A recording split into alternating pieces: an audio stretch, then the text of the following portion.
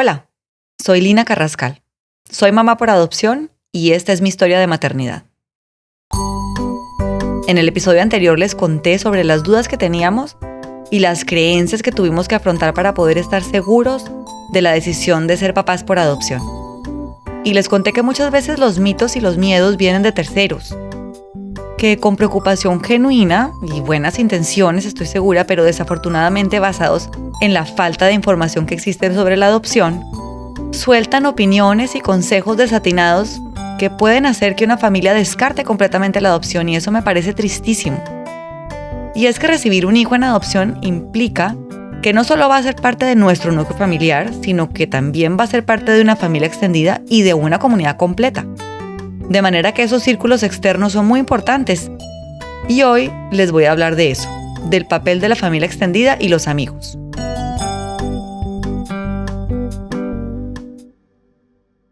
Cuando anunciamos que íbamos a empezar el proceso de adopción, el apoyo de familiares y amigos fue casi absoluto.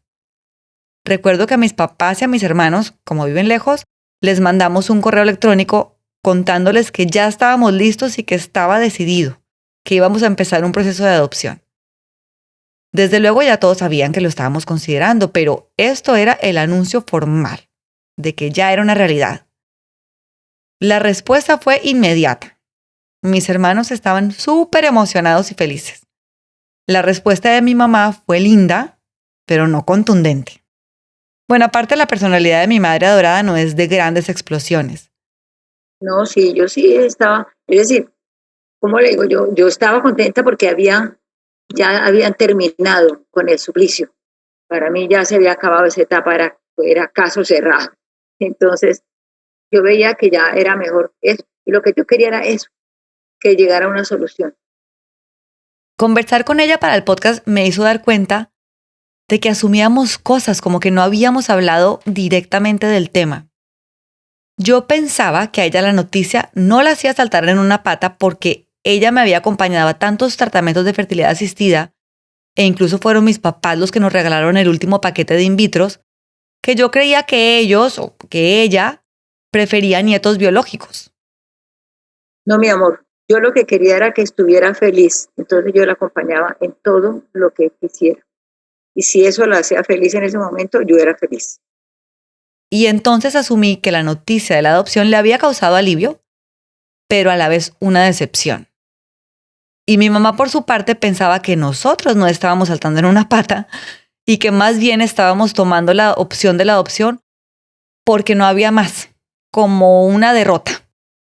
Entonces yo dije, pues ellos ya se definieron porque la definición fue, no digamos tarde, pero sí que pasó mucho tiempo para que tomaran esa definición. Entonces uno pensaría también, bueno, pues ellos lo hicieron porque ya no hay más que hacer. Uno no alcanzó a medir la felicidad de ustedes cuando tomaron la decisión. Pero rapidito pudo darse cuenta que sí, que estábamos felices, y se contagió. Así como cuenta Walter que le ocurrió con su familia, que se contagiaron de nuestra felicidad. Mi familia aceptó la adopción, creo que de una manera muy natural.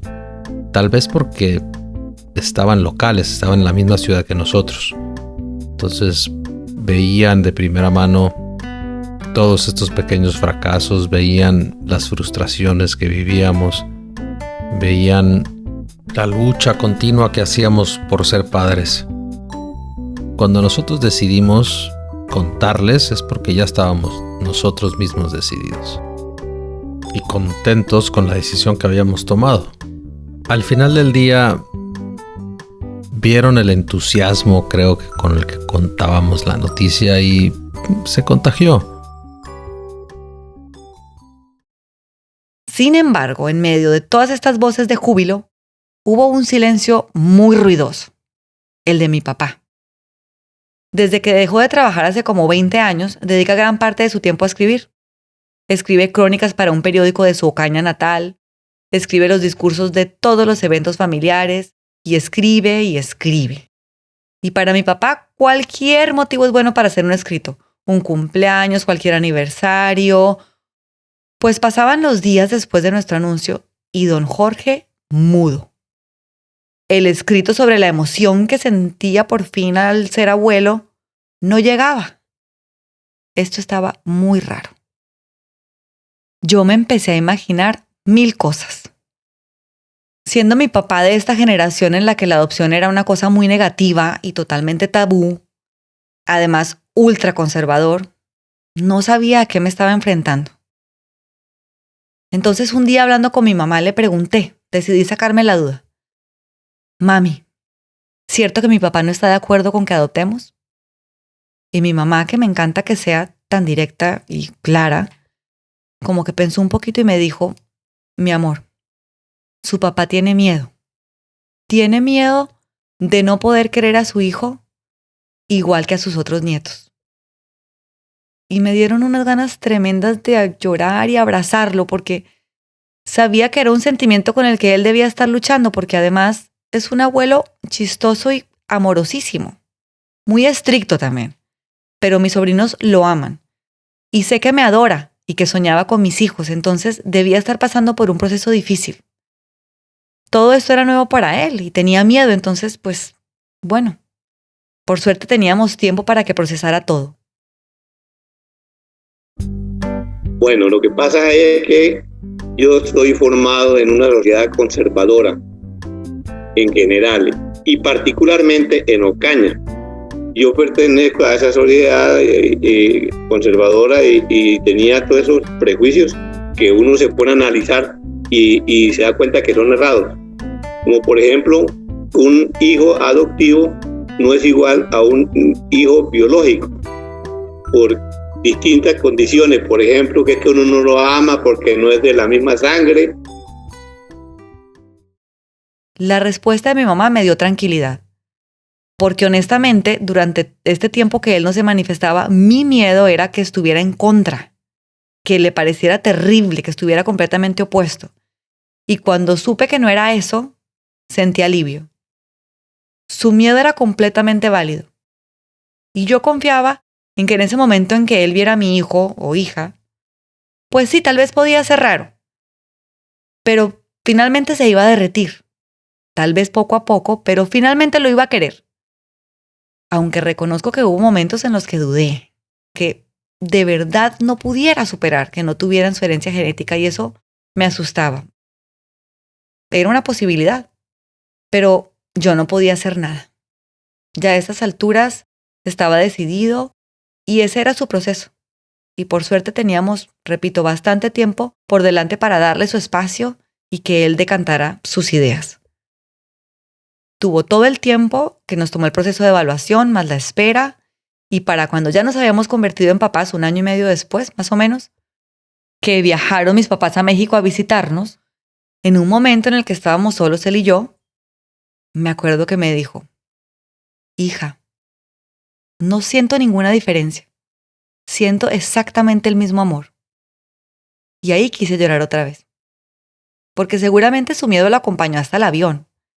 Y solo con la convivencia pudo llegar a esa conclusión que creo que lo tomó por sorpresa. Fue el contacto, la apreciación física y espiritual, y eso fue, o sea, entrar en la realidad de la situación, eso fue lo que me hizo cambiar. O sea, yo no estaba opinando sobre una cosa que yo no tenía conocimiento, que yo no la había vivido. Entonces, cuando ya la viví, me di cuenta que yo estaba equivocado. Resulta que ahora con esta experiencia me di cuenta que se aman con la misma intensidad, la misma sinceridad con que se puede amar a un nieto biológico. Un día en esa visita en que mis papás se quedaron 1 mes y medio con nosotros, hicimos una comida con la familia de Walter. Y de repente dijo que quería hacer un anuncio. ¿Un anuncio?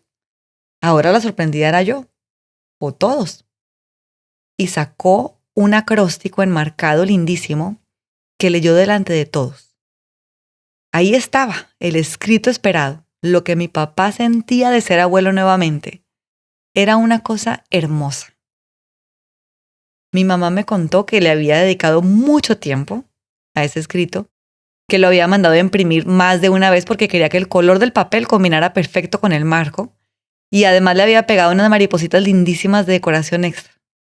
Está colgado, expuesto como el tesoro que es.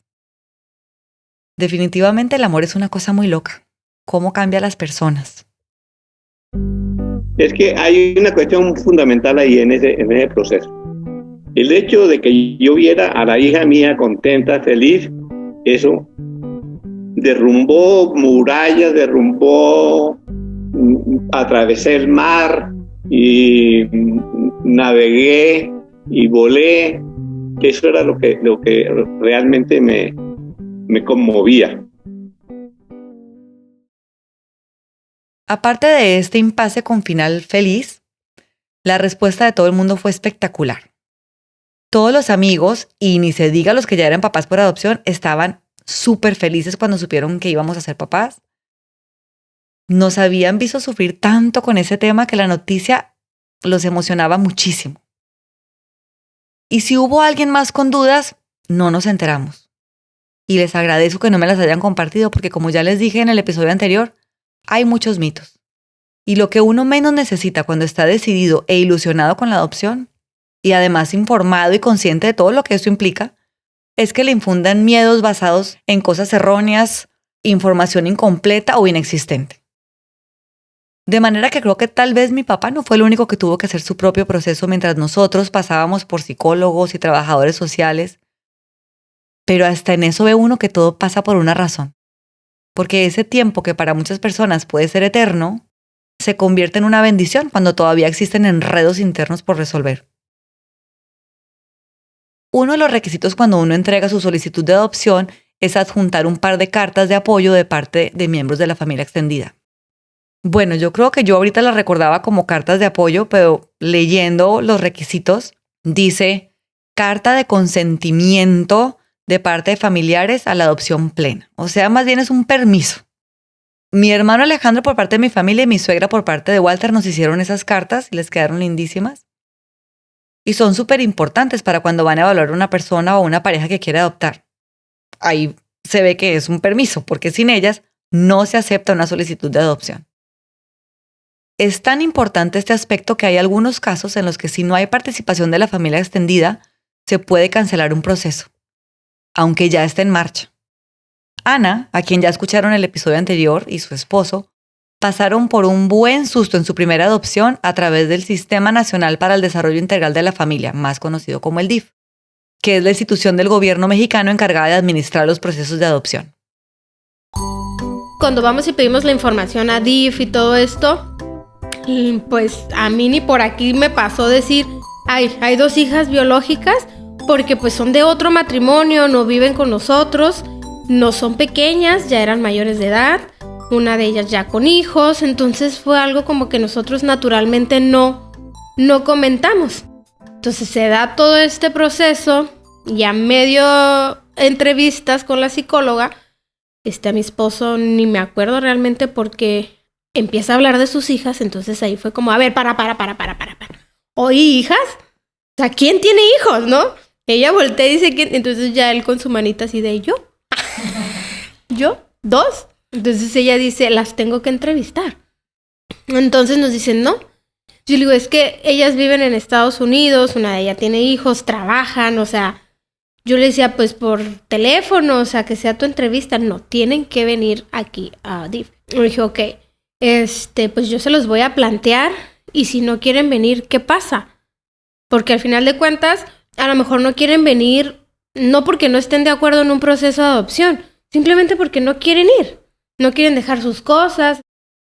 Y si viene una, si no quieren venir las 2, si la que está allá no quiere hacer el viaje para acá, ¿qué va a pasar?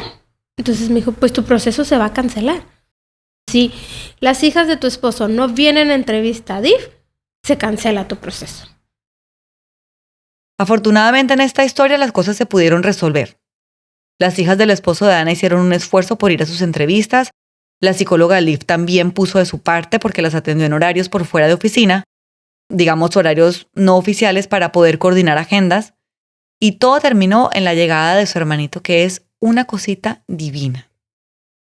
Y pues sí entiendo que puede ser un rollo logístico en casos como este y que tal vez se podrían flexibilizar algunos procesos, pero personalmente veo la importancia de contar con la familia extendida, de saber que esas personas están dispuestas a recibir y a acoger a los niños con el mismo amor que los papás, porque al final esa es la familia a la cual van a pertenecer y su bienestar está súper ligado a que ellos se sientan de verdad parte de ese grupo familiar. Entonces, al menos en el DIF, se aseguran de que si en la familia solicitante ya hay hijos, en el mismo hogar o en hogares separados, hayan llegado por la vía biológica o por adopción, esos hijos tienen que pasar por un estudio psicológico casi igual que el de sus papás, porque deben estar listos para recibir al hermanito o hermanita o hermanitos. Y no solamente es importante que ellos vean la aceptación que hay al nuevo miembro de la familia, sino la estabilidad del ambiente familiar al que van a llegar.